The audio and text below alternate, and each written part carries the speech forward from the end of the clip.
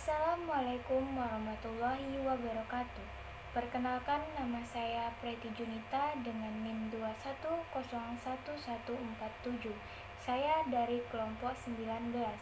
Di sini saya dan teman kelompok saya ingin mempresentasikan mengenai respirasi sel. Assalamualaikum warahmatullahi wabarakatuh. Perkenalkan, nama saya Faiza Hilma dengan NIM 2101124 dari kelompok 19. Di sini saya akan melanjutkan penjelasan tentang respirasi sel dari kelompok 19 pelajaran botani farmasi kelas S1 1C.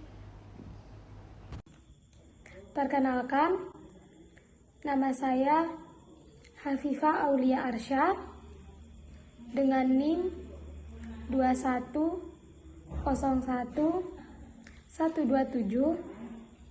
Saya anggota dari kelompok 19. Saya berasal dari kelas S1 1C dengan mata kuliah Botani Farmasi. Kalian tahu bagaimana proses dari makanan bisa menjadi energi? Makanan kita secara umum ada 3, yaitu protein, gula kompleks, dan lemak.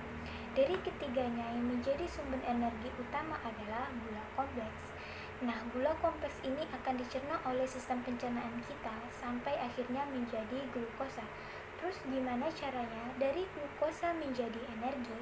Singkatnya, glukosa akan dipecah-pecah menjadi CO2 dan energi dari reaksi eksoterm tersebut diikat dalam bentuk ATP atau adenosin trifosfat.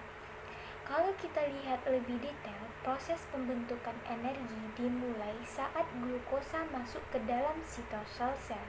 Saat itu, glukosa akan mengalami proses yang namanya glikolisis.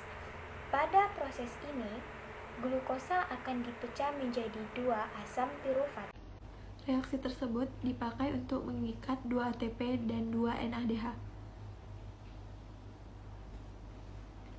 Asam pirufat dari hasil glikolisis bakal dibawa ke mitokondria. Saat asam pirufat sampai ke matriks mitokondria, asam pirufat akan mengalami proses dekarboksilasi oksidatif. Pada proses ini, asam pirufat akan bereaksi dengan koenzim A dan akan menghasilkan asetil koenzim A dan CO2 sebagai zat sisa. Reaksi ini juga menghasilkan 1 NADH. Kemudian, asetil-CoA akan masuk ke siklus Krebs. Setiap asetil-CoA yang masuk akan menghasilkan 1 ATP, 1 FA2H2, dan 3 NADH. Siklus Krebs juga menghasilkan CO2 sebagai zat sisa. Proses yang terakhir adalah Yang kedua, dari reaksi-reaksi sebelumnya akan dikumpulkan di dekat membran dalam mitokondria.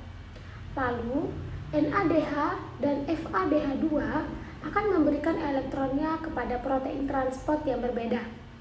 Elektron tersebut akan berjalan melintasi protein transport sambil memompa H+ ke celah antar membran mitokondria.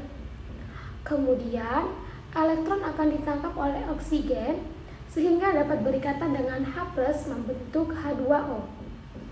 Hasilnya, konsentrasi H+ pada celah antar membran akan lebih tinggi daripada konsentrasi H+ pada matriks mitokondria. Nah, dari konsentrasi itu akan membuat H+ masuk ke dalam matriks mitokondria protein ATP sintase. Energi dari pergerakan H+ melalui protein ATP sintase bakal digunakan untuk mengikat ATP. Sekian presentasi dan penjelasan tentang respirasi sel dari kelompok 19. Jika ada kesalahan, mohon dimaafkan. Wassalamualaikum warahmatullahi wabarakatuh.